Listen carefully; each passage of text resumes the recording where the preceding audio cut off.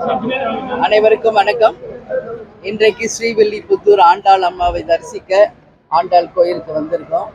எப்பவுமே கேப்டன் அவருடைய தாயார் தந்தையார் பேர்ல தான் அனைத்து நிறுவனங்களையுமே தொடங்குவார்.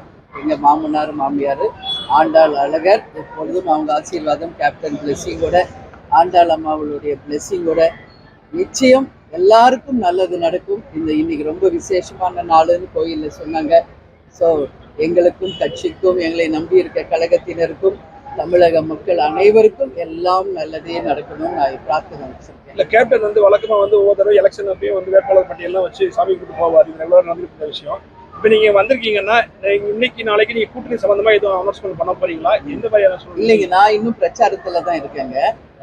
ஜனவரி 3ஆம் தேதி தான் நான் சென்னைக்கு திரும்ப இருக்கிறேன். கன்னியாகுமரியில் என்னுடைய பிரச்சாரத்தை முடிச்சுட்டு 3ஆம் தேதி சென்னைக்கு சென்று நிச்சயமாக உரிய நேரத்தில் உங்களுக்கு நாங்கள் அறிவிப்போம். அதிகாரப்பூர்வமான அறிவிப்பு தலைமை கழகத்திலிருந்து வரும். உரிய நேரத்தில் நாங்கள் யாருடன் கூட்டணி என்பது உங்களுக்கு அதிகாரப்பூர்வமாக அறிவிப்போம் என்பதை தெரிவிச்சோம்.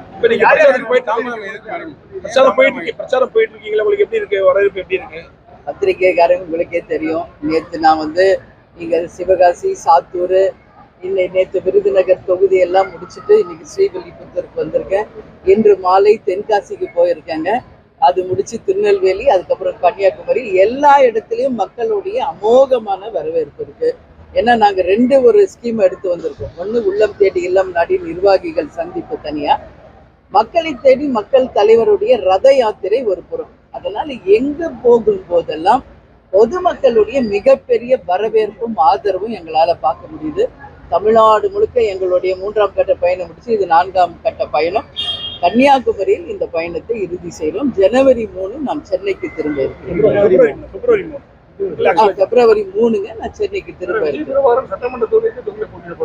அதாங்க. இப்ப எதுவுமே நம்ம சொல்ல முடியாது. ஏன்னா இல்ல அதுதான் சொல்றேன். இப்போ நம்மளுக்கு முதல்ல கூட்டணி முடிவாகணும், நம்பர் முடிவாகணும், தொகுதிகள் முடிவாகணும், அப்புறம் தான் யார் வேட்பாளர், எந்த தொகுதி என்பதை அறிவிக்க முடியும். அதாங்க இப்ப எதுவுமே நான் சொல்ல முடியாதுன்ற. அதுதான் இப்ப நான் ஏன்னா எந்த தொகுதி கிடைக்குதுன்னு நம்மளால இப்பயே சொல்ல முடியுமா? சொல்ல முடியாது. இந்த நிமிஷத்துல எல்லாம் 100% அதிகாரப்பூர்வமாக வந்த பிறகுதான் அதிகாரப்பூர்வமாக நம்ம அறிவிப்போம். எந்த தொகுதிக்கு யார் வேட்பாளர் என்பதும் அப்பதான் அறிவிக்கப்படும். சரிங்களா?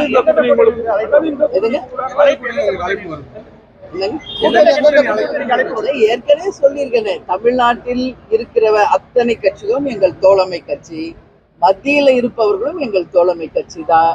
தலைவருடைய குரு பூஜைக்கு அனைத்து கட்சியினருமே குரு பூஜையில பங்கேற்றிருக்காங்க. அதனால எல்லாருமே நட்போடு தான் இருக்காங்க. ஆனா கூட்டணி என்பது யாரோடு என்பதை எங்கள் மாவட்ட கழக செயலாளர்கள், எங்கள் கழக நிர்வாகிகள், தொண்டர்கள் யாருக்கு விரும்புறாங்களோ நிச்சயம் அவங்களோட தான் கூட்டணி இருக்கும். அதை உரிய நேரத்தில் உங்களுக்கு நாங்கள் அறிவிக்கிறோம். சரிங்களா? தேர்தல் தேதி அறிவிச்சிட்டாங்களா? சொல்லுங்க. வேட்புமனு தாக்கல் என்னைக்குன்னு சொல்லிட்டாங்களா? தாமதம் வெறும் உங்களுக்கு தான், பத்திரிகையாளர்களுக்கு தான். இன்னும் 1 மாதத்திற்கு மேல் இருக்கு தேதியை டிக்ளேர் பண்றதுக்கு. மார்ச்ல தான் தேதியை டிக்ளேர் பண்ண போறோம். எந்த கால தாமதமும் இல்லை. எங்க கட்சிக்கு எது நல்லது, எப்ப அறிவிக்கணும் என்பது எங்களுக்கு தெரியும். அதனால எந்த காலதாமதமும் இல்லை. ஏன்னா நிறைய டைம் இருக்கு. ஆனா உரிய நேரத்தில் நாங்க அறிவிப்போம் என்பதையும் தெரிவிச்சுக்கிறோம்.